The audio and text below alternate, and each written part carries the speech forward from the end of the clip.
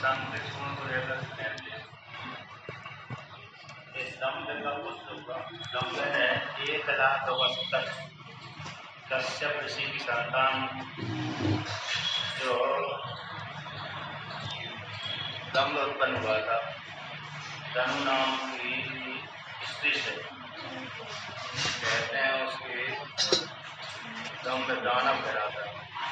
तो धनु नाम की स्त्री से विप्रचित्ति हुई, उससे अरे दम्भ पैदा हुआ, दम्भ से सामने पैदा हुआ।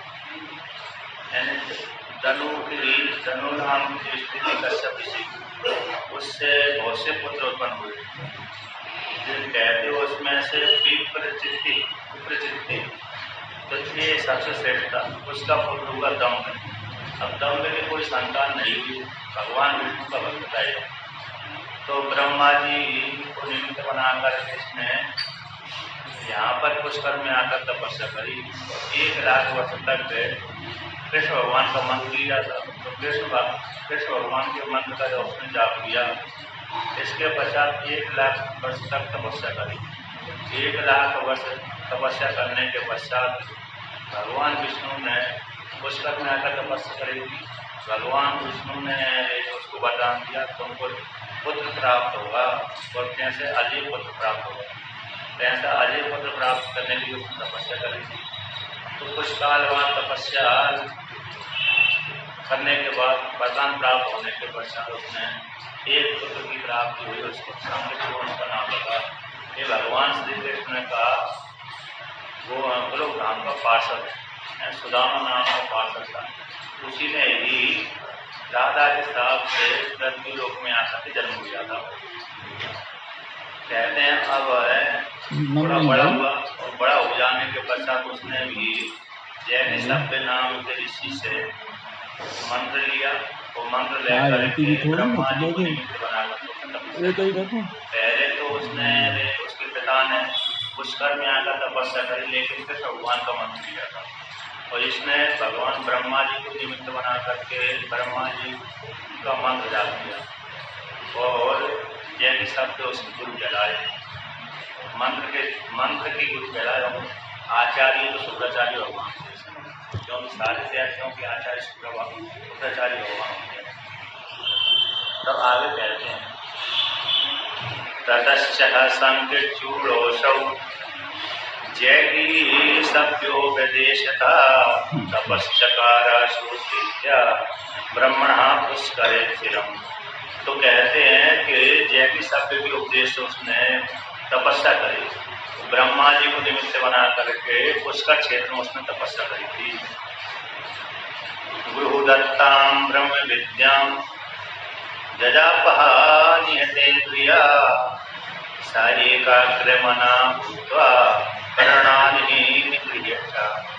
कहते हैं गुरु के द्वारा दिया गया ब्रह्म विद्या को, यानी ब्रह्मा जी के मंत्र को उसने नियत जितेंद्रिय होकर के उसका जाप किया। एकाग्रमन होकर के अपनी इंद्रियों को रोक के उसने जप किया था। तपंतम पुष्करे दम्भे संकचूर्णं च दानवम् परम दातुम जगामाशु ब्रह्मलोके गुरु। कहते हैं जब उसने पुष्कर में तपस्या करी तो उसको वर देने के लिए भगवान ब्रह्मा जी आए। उन्होंने वरदान दिया इसको। परम ब्रूहीति तो वाचा दानवेन्द्रम विदिष्टदा सा दृष्ट्वा तम नमामाति नम्रस्तुष्टावसत्तः। तो कहते हैं परम ब्रूही, ऐसा भगवान ब्रह्मा जी ने बोला। तो ऐसी वाणी को सुनकर के देखा कि ब्रह्मा जी वरदान देने के लिए मेरे पास में आए हैं। तो ब्रह्मा जी को देखकर उसने प्रणाम किया और अनेक प्रकार के स्तोत्रों के द्वारा उसने स्तुति करी। वरम ये आचे ब्रह्माणम अजेयत्वं देवौकसां तदित्यः विदिष्टं वै सुप्रसन्नेन चेतसा। तो उसने वरदान मांगा, हे ब्रह्मा जी मेरे को वरदान दीजिए, मैं अजय हो जाऊं, देवताओं के द्वारा जीता ना जा सकूं। तो अजय होने का वरदान दे दीजिए मेरे को। तो ब्रह्मा जी ने कह दिया तथास्तु, उसी प्रकार से आधा देवता के द्वारा तुम नहीं जीते जाओगे। प्रसन्न होकर श्री कृष्ण कवचम दिव्यम जगन मंगल मंगलम सत्यवान शंखचूड़ाय सर्वत्र जय पदम। इसके पश्चात भगवान ब्रह्मा जी ने उसको एक श्री कृष्ण भगवान का कवच दे दिया। कहते हैं कवच स्त्रोत विशेष होता है, लेकिन उसको एक बात वो भी देता है, कवच भी देता है। अरे लोहे का वो सुरक्षा कवच भी देता है, स्त्रोत भी रहता है और साथ साथ लोहे का कवच भी रहता है, पात्र भी रहता है। उसको धारण करके युद्ध में जाते थे। हो सकता है वो स्त्रोत का पाठ भी करते हम उसका। दोनों प्रकार से रहता है कवच। कहते हैं कि बाढ़ में है, इसको युद्ध क्षेत्र में उसका कवच मांगा था। तो जैसे कर्ण का कवच था उसी प्रकार से इनका भी कवच था। कहते हैं कृष्ण भगवान का जो कृष्ण नाम का जो कवच है, जो पुस्तकों में उस कवच मिलता है, लेकिन वो लोहे के पात्र से युक्त होकर के कवच नहीं मिलता, वो हमको पाठ करना पड़ती है, सिद्ध होता है, तो फिर उसी प्रकार शक्ति में आती है। तो कृष्ण भगवान का कवच जो दिव्य था, जगत के मंगल को भी मंगल करने वाला था। ऐसा भगवान ब्रह्मा जी ने उसको श्री कृष्ण कवच दे दिया, श्री कृष्ण का कवच दे दिया। तो श्री कृष्ण कवचम ऐसा स्त्रोत है, उस स्त्रोत को दे दिया। और स्वतंत्र धातु का पात्र भी दे दिया, उस धातु के पात्र उसको गले में डालता था, धारण करता था। और कहते हैं सर्वत्र विजय प्रदम, सर्वत्र विजय को देने वाला ऐसा भगवान श्री कृष्ण का कवच उसको दे दिया। बद्रिहिं संप्रयाहि त्रायाहि त्वं तुलस्यः सह तत्र वै विवाहं कुरु तत्रैव सह तपस्याति कामतः। इसके पश्चात भगवान ब्रह्मा जी ने उस शंखचूड़ को कहा, हे शंखचूड़, तुम बद्रीनाथ में जाइए, वहाँ पर तुलसी नाम की एक स्त्री है, वो तपस्या कर रही है, वह विवाह की इच्छा से तपस्या कर रही है, तो उसके पास में आइए और उसके साथ विवाह करिए। धर्मे ध्वजे सुतः सेति संधि देती चतम विधि अंतर्धानम जगामासु पश्यतस्तस्य तत्क्षणा। तो कहते हैं धर्म ध्वज की सुता है, धर्म ध्वज नाम के एक राजा हुए थे, उनकी वह सुता पुत्री है, वह भगवान विष्णु को पति के रूप में वर्ण करने की बद्रीनाथ में तपस्या करते हैं। तो इसलिए तुम वहाँ पर जाइए और तो उसके साथ विवाह करिए, गंधर्व विवाह करिए, ऐसा बोल करके भगवान ब्रह्मा जी अंदर रहे। किंतु उस तुलसी ने तो जो धर्मध्वज की सुता थी, पुत्री थी, उसने भगवान विष्णु को पति रूप से वर्ण करने की तपस्या करी। अब उसको पति मिला दूसरा शंखचूड़, उसने शंखचूड़ के लिए तपस्या नहीं करी, किंतु उसने विष्णु भगवान को पति रूप से वर्ण करने के लिए तपस्या करी। किंतु उसकी तपस्या उल्टी कैसे हो गई कि उसकी तपस्या इसकी उल्टी हो गई वहाँ पर, क्योंकि गोलोक धाम में एक जो धर्मध्वज की पुत्री हुई है, पुत्री के रूप में पैदा हुई थी, वह गोलोक धाम की कृष्ण भगवान की राधा की एक गोपिका थी। अब ये सुदामा उस काल में गोलोक धाम का सुदामा भी गोप था, यानी धर्मध्वज की जो पुत्री है गोलोक धाम में राधा की सखी थी, और जो सुदामा नाम का गोप था वह भगवान कृष्ण का सगा था, गोप था, पार्षद था, गोप था। तो कहते हैं इस सुदामा ने उस स्त्री को चाहा, जिस जो धर्मध्वज की पुत्री पैदा हुई थी, उस स्त्री को चाह रहा था कि मेरे पास में इसको मैं पत्नी बनाऊं, किंतु राधा के डर के मारे उसको अपनी पत्नी नहीं बना पाया, भोग नहीं पाया। तो राधा ने उसको श्राप आदि दे दिया। और रात को कहते हैं कि जो तुलसी है धर्मध्वज की पुत्री है, हुई थी पहले वो गोपिका थी, वो राधा की सखी थी, वह चाहती थी कृष्ण भगवान को, यानी वो गोपिका चाहती थी कृष्ण भगवान मेरे साथ विहार करें, और ये सुदामा चाहता था तो उससे गोपिका से कि मेरे साथ विहार करें। इस प्रकार से राधा ने दोनों को श्राप दे दिया। जो कृष्ण को चाहती थी उस गोपी को भी श्राप दे दिया, इस सुदामा को श्राप दे दिया। फिर सुदामा ने भी राधा को श्राप दे दिया था, इसलिए राधा को 100 वर्ष तक कृष्ण भगवान का विच्छेद सहन करना पड़ा। तो वही जो पुत्री सुदामा जिसको चाह रहा था, जिस गोपी को, वही गोपी धर्मध्वज की पुत्री के रूप में पैदा हुई थी। अब वहां पर गोलोक धाम में जिस कृष्ण को चाह रही थी वो गोपी, किंतु वहां पर राधा के डर के मारे भय कृष्ण भगवान उसकी विहार नहीं कर पाए। अब अगले जन्म में भी तुलसी बन करके भगवान विष्णु की पत्नी बनी। कहते हैं वही जो इस जन्म में गोपी थी वह धर्मध्वज की स्वतः कहलाई, और इस जन्म में भी विष्णु भगवान को पति रूप से वरण करने की तपस्या कर रही थी। किंतु पहले के गोलोक धाम में जो सुदामा ने चाहा था उसको फल इसको यहाँ पर प्राप्त हो रहा है। तो यहाँ पर ब्रह्मा जी कहते हैं कि जो धर्मध्वज की पुत्री है, जो बद्रीनाथ में अब विवाह करने की इच्छा से तपस्या कर रही है विष्णु भगवान की, तुम वहां पर जाइए। तुमने जो पूर्व कल्प में यानी वो गोलोक धाम में जो तुमने उसको चाहा किंतु मिली नहीं राधा के दरकार, तो वही उसको तुमने जो तपस्या करी थी उसके प्रभाव से तुमको अभी वर्तमान काल में कैसे पत्नी के रूप में तुमको प्राप्त होगी। फिर बाद में वही उसने विष्णु भगवान को पति रूप से वरण करने की तपस्या करी थी, तो बाद में उस तपस्या को उसको फल प्राप्त होगा। तो भाई तुलसी बाद में विष्णु भगवान की पत्नी बनी। तो पहले तो शंखचूड़ की पत्नी बनी, बाद में विष्णु भगवान की पत्नी बनती है। तो कहते हैं ततः स शंखचूड़ो हि तपसिद्धोति पुष्करे गदेव वंद कवचम जगन मंगल मंगलम। इसके पश्चात शंखचूड़ ने तप से सिद्ध होकर के पुष्कर में भगवान ब्रह्मा जी के द्वारा दिया गया कृष्ण कवच को गले में धारण करके, जो मंगल को देने वाला है, जगत के मंगल का मंगल करने वाला है, ऐसे कवच को धारण करके वहां पर बद्रीनाथ में चला गया। आगे ब्रह्मण सोपी तपा सिद्धे मनोरथ समायु प्रहृष्टास्यास्य तूर्णम बद्रिकाश्रमम्। कहते हैं ब्रह्मा जी की आज्ञा को लेकर के वे प्रसन्न होकर के बद्रिका आश्रम में चला गया। तो वहां पर इधर उधर घूम रहा था। घूमते घूमते उसने एक स्त्री को आता जो तुलसी थी, धर्मध्वज की पुत्री थी, जो तपस्या कर रही थी विष्णु भगवान को पति रूप से ग्रहण करने के लिए, उसको वहां पर उसने देखा। स्वरूप विस्मित तन्वी सुविभूषण भूषिता सकटाक्षम ददर्शासौ तमेव पुरुषम परम। कहते हैं वो सुंदर रूप वाली थी, तन्वी थी, सुभूषण से भूषित थी। उसने भी इस पुरुष को शंखचूड़ को सकटाक्ष नेत्र से देखा।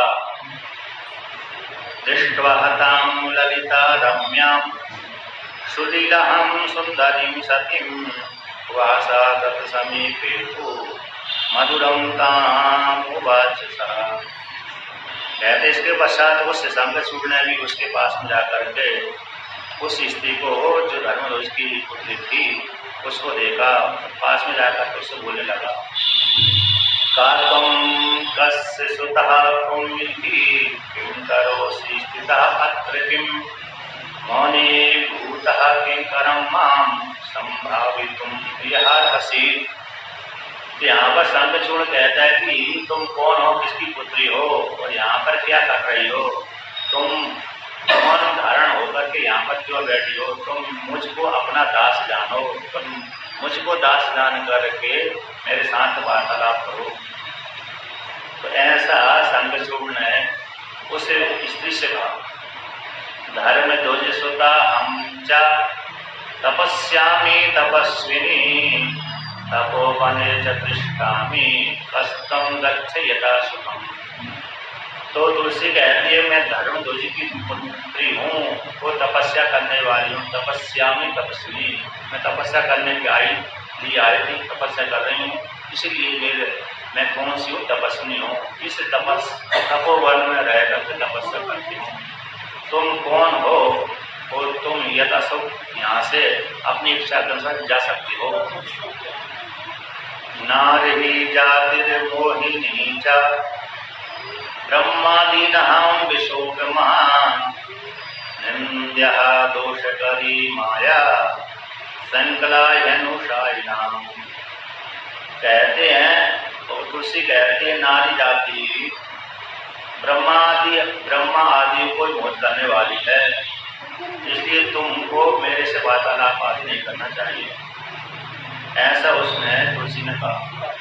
तो शंखचूड़ कहता है तो यह यद्गतिकं देवी नाचा सर्वं लीककं यत् किंचित् सत्यमालीकं चा किंचिन्मत्तो निशामया।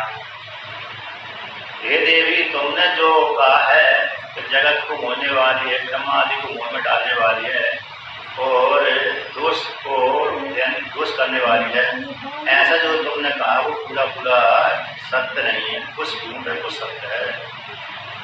पति व्रता स्त्रियो याश्च तासां मध्ये त्वं अग्रणी न चाहं कामी ततः त्वं नेति धीर्ममा।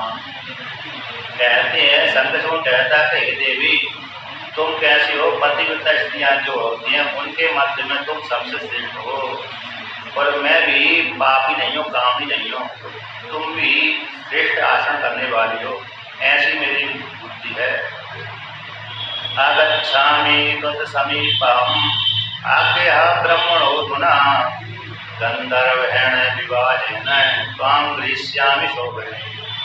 ये शोभने, मैं तो भगवान ब्रह्मा जी की आज्ञा को लेकर तो तुम्हारे पास आ जाऊं और तुम्हारे साथ एक गंधर्व विवाह के द्वारा विवाह करना चाहता हूँ, तुमको ग्रहण करना चाहता हूँ। शंखचूड़ो हमें वास्मि देवे विद्रा विकारका महम न जानासि किं भद्रे न श्रुतोऽहं कदाचन। शंखचूड़ कहता है ये देवी, ये भद्रे, क्या तुम मेरे को नहीं जानती? मैं देवताओं को भी दंड देने वाला हूँ, पीड़ा पहुँचाने वाला हूँ, क्या मेरे विषय में तुमने नहीं सुना? मेरा नाम शंखचूड़ है। धनुवंश्यो विशेषेण दंभपुत्रस्य दानवः सुदामानां गोप्योऽहं पार्षदश्च हरेपुरा। हे देवी, क्या तुम मेरे को नहीं जानती? मैं धनुवंश में पैदा हुआ हूँ और दंभ का पुत्र हूँ। पूर्व जन्म में मैं सुदामा था, सुदामा नाम का गोत्र, भगवान विष्णु का मैं पार्षद था। अधुना दान वेदोहम राधिकायास्य शापतः जाति स्मरो हम जानामि सर्वं कृष्ण प्रभावतः। तो दंभ कहता है कि वर्तमान काल में दानवेंद्र के रूप में पैदा हुआ हूँ, राधा के श्राप के कारण मैं दानव के कुल में पैदा हुआ हूँ, और मैं कैसा हो गया? जाति स्मर हो गया। भगवान कृष्ण के प्रभाव से मेरे को जाति स्मर संज्ञा प्राप्त हुई, अर्थात पूर्व जन्म में कौन था उस संज्ञा मेरे को प्राप्त है। यानी किसी किसी को जाति स्मर हो जाता है, जन्म की पूर्व की घटना याद हो जाती है। कोई तो यानी कुंडली जागरण करके जान देता है, अब किसी किसी को पूर्व प्रारब्ध के अनुसार वो उत्पन्न हो जाता है। कहते हैं कोई भी बालक अथवा बालिका कार्तिक महीने में कुंवारी अवस्था में भगवान सूर्य को 1 महीना तक यदि दीपक दिखाती है, यानी सूर्य भगवान की पूजा करती है, दीपक जलाती है, दीपक दिखाती है भगवान सूर्य को, तो उसको अगले जन्म में जाति स्मरण प्राप्त हो जाती है। अतः पूर्व जन्म में कोष किस रूप में मैं पैदा हुई थी, किस घर में पैदा हुई थी, स्त्री थी का पुरुष था मैं, इस प्रकार से। तो यहाँ पर कहते हैं मैं जाति स्मर हूँ, अतः मैंने जान लिया कि पूर्व जन्म में गोप था, और किंतु राधा के साथ कारण में इसे धनुवंश में पैदा हुआ, ऐसा उसे उसने शंखचूड़ ने कहा और बोल कर चुप हो गया। इसके पश्चात तुलसी कहते हैं त्वया हम अधुना सत्व विचारेण पराजिता साधन्यस्य पुरुषो लोके नास्तिया या पराजिता। तो तुलसी कहती है त्वया हम अधुना साधु विचारेण, सत्य विचारण, तुम्हारे द्वारा मैं सत्य विचार के द्वारा पराजित हो गई हूँ, तुम धन्य हो। कहते हैं जो वो पुरुष धन्य है जो लोक में स्त्री के द्वारा जीता नहीं गया। और जो स्त्री के द्वारा जीता गया है तो देवी कहती है, तुलसी कहती है, उसके देवता भी कैसे होकर निंदा करते हैं, पितर निंदा करते हैं, मनुष्य निंदा करते हैं, उसकी जो क्रिया है कैसी व्यर्थ हो जाती है। अब जिसमें दोष होता है यहाँ पर एक विशेषता रहते हैं, जिसके घर में अरे जन्म होता है अथवा मृत्यु होती है, उसकी स्तुति का वर्णन करते हैं। शुद्धेद विप्रो दशा हेना जात के मृत सूत के क्षत्रियो द्वादशा हेना वैश्य पंचदशा हता शूद्रो मासेन शुद्धेतु रीति वेदानुशासनम न शुचि स्त्री चिता क्वापि चिता दाहम बिना पुमान। कहते हैं यदि ब्राह्मण के घर में, क्षत्रिय के घर में, वैश्य के घर में, शूद्र के घर में कोई बालक अथवा बालिका पैदा हुई अथवा कोई मर गया तो कहते हैं ब्राह्मण 10 दिन में शुद्ध हो जाता है और क्षत्रिय 12 दिन में शुद्ध हो जाता है मरने अथवा पैदा होने में। तो ब्राह्मण मरने अथवा पैदा होने में 10 दिन में शुद्ध हो जाता है, क्षत्रिय 12 दिन में पैदा हो जाता है, वैश्य 15 दिन में शुद्ध हो जाता है मरने पर अथवा जन्म लेने पर, शूद्र 1 महीने में शुद्ध हो जाता है। कहते हैं वेद की अनुशासन है, वेद का नियम, वेद का शासन है, उपदेश है। और कहते हैं ना शुचि स्त्री वापी, किंतु जो स्त्री के द्वारा जीता गया है वह तो शुद्ध कब होता है जब चिता में उसका जल जाता है अथवा शरीर पूरा होता है, मर जाता है, तभी वह व्यक्ति शुद्ध होता है, नहीं तो शुद्ध नहीं होता। ऐसा वर्णन करती है। न गृणंति क्षया तस्मात् पितरः पिंड तर्पणम न गृणंति सुरास्तेन दत्तम पुष्कर पुष्पे फलादिकम। कहते हैं अब इससे ये तुलसी नाम की जो स्त्री थी, धर्मध्वज की स्त्री थी, इसको भी स्मृति जागृत हो गई थी तो मैं पूर्व जन्म में भी राधिका की संगीत थी और मेरे को सुदामा नाम का भोग प्राप्त करने की इच्छा कर रहा था, किंतु मैं कृष्ण को प्राप्त करने की इच्छा कर रही थी। एक जाति स्मृति, इसीलिए जाति स्मर होने के कारण इसने सुदामा के साथ विवाह कर लिया, न तो संतों के साथ विवाह कर लिया, नहीं तो ये भगवान विष्णु को पति रूप से ग्रहण करने की इच्छा से तपस्या कर रही थी। कहते हैं बाद में ब्रह्मा जी आए, ब्रह्मा जी इसके साथ विवाह करवाया। तो कहते हैं जिससे कि पितर है पिंडदान आदि तर्पण आदि करते हैं पुरुष, तो वो उसको ग्रहण नहीं करते, जिसके द्वारा जो पुरुष स्त्री के द्वारा जीता गया है, देवता आदि भी उसको उसके भाग को स्वीकार नहीं करते, पत्र पुष्पला आदि उसको स्वीकार नहीं करते, ऐसी निंदा की गई है। इसके पश्चात ये ऐसी वार्तालाप कर रहे थे दोनों, तो वार्तालाप करते करते समय भगवान ब्रह्मा जी आकाश मार्ग से आ गए वहीं पर।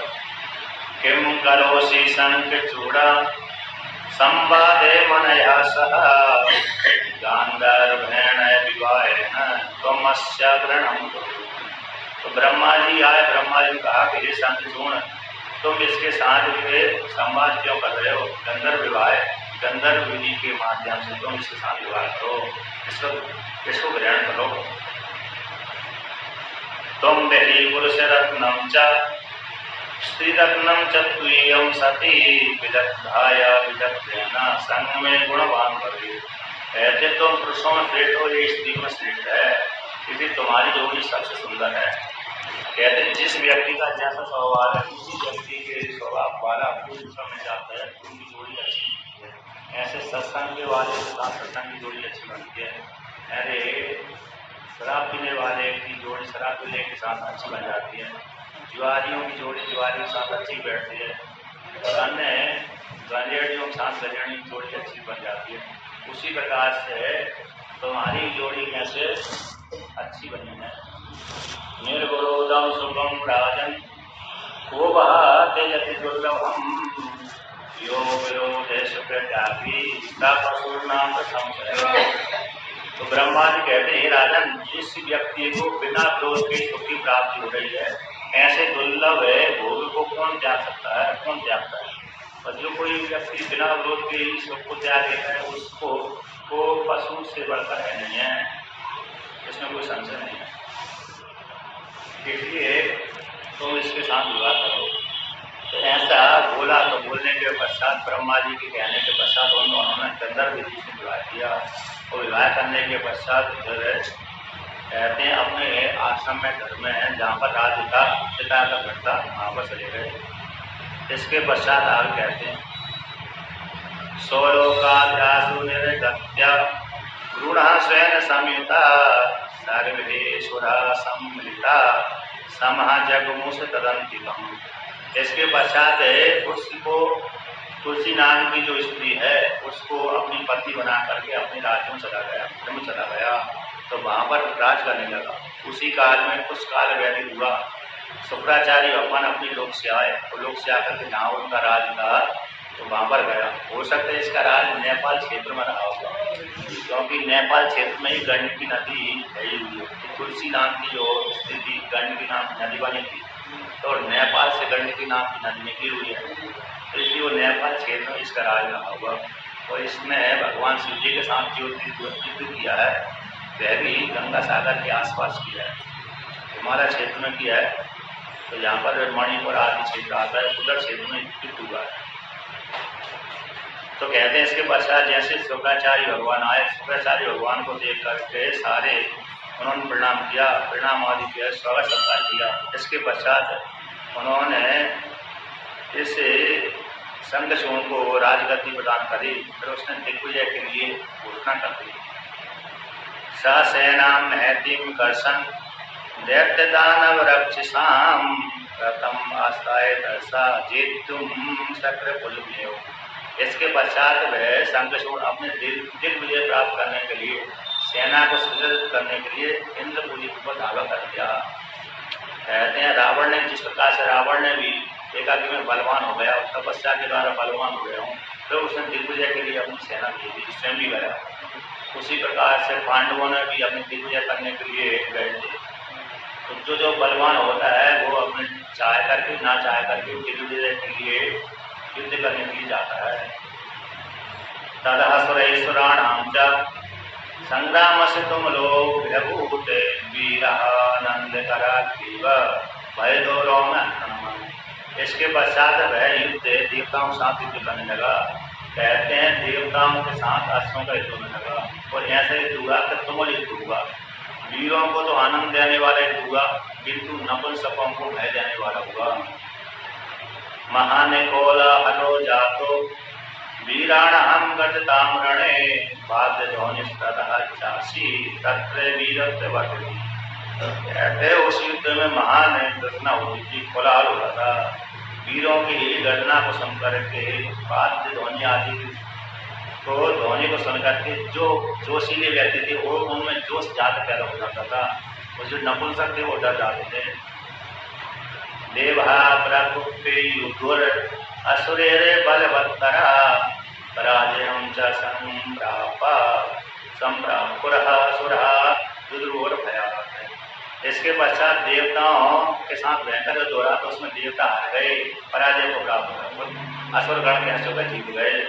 फिर देवताओं ने अपने राज्य आदि को त्याग कर दिया। तरसा शेष चक्रे कदनम त्रिदोपिताम प्रहादुर्गुः सुरा सर्वे ततस्तेजो न सेविते। इसके पश्चात उस राक्षसों ने दैत्यों ने सारी देवताओं की सेना को नष्ट कर दिया और देवता उस युद्ध में पराजय को प्राप्त हो गए। इसके पश्चात उस राजा ने शंखचूर्ण ने इंद्र के पास में जाकर युद्ध किया, यमराज के साथ युद्ध किया और वरुण के साथ युद्ध किया, कुबेर के साथ युद्ध किया और सबके साथ युद्ध किया। युद्ध करने के पश्चात कहते हैं सभी को हरा दिया। इसके पश्चात एक साथ राज करने लगा तीनों लोगों पर। अब तीनों लोगों को राज करने के पश्चात कहते हैं एवं सह भोजे राज्यम राज्य राजेश्वरो महान सर्वेषां भुवनानां च शंखचूर्णश्चिरं समाः। कहते हैं उसने इस प्रकार से राजा को राजा बन करके तीनों लोगों के ऊपर सारे भवनों के ऊपर शंखचूर्ण चिरकाल तक 6 संवत्सरों तक उसने राज्य किया। तस्य राज्येन दुर्भिक्षं न मारी न सुहृदः अदयो व्यादयो आदयो व्यादयो नैव सुखिन्यश्च प्रजा सदन। इसके राज्य की प्रशंसा है, कहते उसके राज्य में दुर्भिक्ष नहीं पड़ रहा था। अर्थात अभी यहाँ पर वर्षा नहीं हो रही, कम हो रही, ऐसी नहीं होता था, दुर्भिक्ष नहीं पड़, महामारी नहीं आती। तो महामारी आती है जिसमें रोगी होकर के मर जाते हैं व्यक्ति, तो महामारी नहीं आती थी। अशुभ ग्रह भी नहीं आते थे, आदि व्याधि नहीं आती थी। कहते हैं आदि मानसिक पीड़ा, आदि होती मानसिक पीड़ा और व्याधि होती शारीरिक पीड़ा। शारीरिक पीड़ा तो मानसिक पीड़ा भी नहीं आती। मानसिक पीड़ा सबसे बड़ी होती है। अब मानसिक पीड़ा कैसे होती है? अमुक व्यक्ति के पास इतनी संपत्ति और हमारे पास 1 रुपये भी नहीं है, तो उसको देख करके व्यक्ति दुखी हो जाता है, तो इसको बोलते हैं आदि। तो जिससे दूसरे की संपत्ति को देख करके जो व्यक्ति दुखी होता है तो मानसिक उसको पीड़ा होती है, तो मानसिक पीड़ा वाले को आदि बोलते हैं। फिर आदि भी नहीं होती, आदि नाम की व्याधि नहीं आती। और व्याधि है शारीरिक कष्ट, बुखार है, खांसी जुकाम आदि है, मतलब बुखार आदि है, खांसी जुकाम। तो इस प्रकार से बुखार आदि है, बड़ी बड़ी रोग हैं, छोटे छोटे रोग हैं, ये भी नहीं आते थे। तो सारे व्यक्ति वहाँ की स्त्री पुरुष है, प्रजा आदि है, सारी सुखी रहती हैं। अकृष्ट है बच्चा पृथ्वी नदहु सस्यान्य लेखसा औषध्यो विविधाश्चासन सबला सरसा सदा। बिना खींचे ही पृथ्वी अपने आप ही पैदा करती थी। ऐसे हमको अभी खींचना पड़ती है, खेती करना पड़ती है किसान को, तो पृथ्वी तब देती है। तो कहते हैं उसके राज्य में तो बिना खींचे ही पृथ्वी फसल देती थी, सस्य आदि देती थी। जिस देश में जो होंगे, गेहूँ है, चना है, ज्वार है, मसूर है और चावल है, तो ये बिना बोए ही उगते थे उसमें। कहते हैं विभिन्न प्रकार के सकल है, सफल फल वाले सरसों आदि है, अपने आप ही उगते थे। देवान बिना खिला जीव सुखिनो निर्विकारका स्वस्व धर्मास्थिता सर्वे चतुर्वर्णाश्रमा पुरे। कहते हैं देवताओं को छोड़ करके सारी प्रजा सुखी है, क्योंकि देवताओं को जो भोग मिलता था ऋषियों के द्वारा वो मिलना बंद हो गया, तो देवताओं के अपने राशि छूट कर दिया उसमें। तो सारी प्रजा ब्राह्मण है, क्षत्रिय है, वैश्य है, शूद्र है, अपने अपने धर्म के अनुसार कर्म करते थे। चतुर्वर्ण आश्रमा पर कहते स्व धर्म धर्म अपने अपने धर्म स्थित होते थे उसके राज्य में, और चारों वर्ण अपने धर्म के अनुसार कर्म करते थे। सारी प्रजा उसको सुखी थी, लेकिन थोड़े देवताओं को छोड़ करके। तस्मिन् शासते त्रैलोक्ये न कश्चित् दुःखितो भवते भ्रातृवैरत्वमाश्रित्य केवलं दुःखिनो मरः। कहते हैं उस तीनों लोकों में किसी को भी दुख की प्राप्ति नहीं हुई, भ्रातृवैर को आश्रय रख करके, केवल देवताओं को छोड़ करके, क्योंकि भ्रातियों के भ्राताओं का वैर हो गया। एक धनु के पुत्र संतान है, वो अदिति की संतान है, दोनों कश्यप ऋषि की संतान है। एक धनु वंश में पैदा हुआ था संगसूर्ण, वो अरे अदिति वंश में पैदा हुआ देवता, इसी लेकिन दोनों ही कश्यप की संतान। इसी भ्रातृवैर को छोड़ करके मात्र देवताओं को कष्ट हुआ और किसी को कष्ट नहीं हुआ। तो कहते इस प्रकार से बहुत काल व्यतीत हुआ। बहुत काल व्यतीत हो जाने के पश्चात देवता दुख हो गए, फिर भगवान से प्रार्थना करी, हे भगवान हमारी रक्षा करिए। विष्णु भगवान के पास में गए, फिर विष्णु भगवान हमारी रक्षा करिए, हमको राज पुनः दिलाइए आप। तो कहते हैं विष्णु भगवान ने भी कहा कि वो उसको मैं तो मार नहीं सकता, तुम भगवान शिव जी से के पास में चलते हैं, हम सभी शिव जी से प्रार्थना करते हैं, तो शिव जी उसके साथ जो करेंगे तो वो मारेंगे।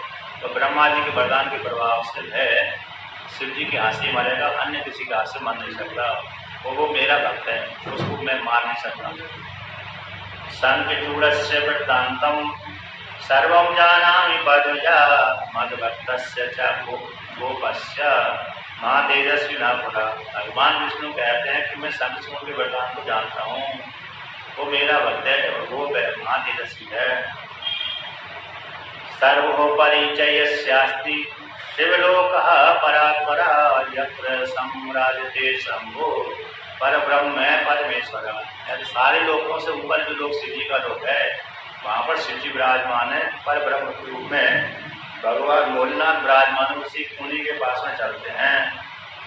प्रकृति पुरुषश्चापि यो तिष्ठाता त्रिजयी साक्षी धृति निर्गुणः सगुणः सोपी परम ज्योति स्वरूपवान।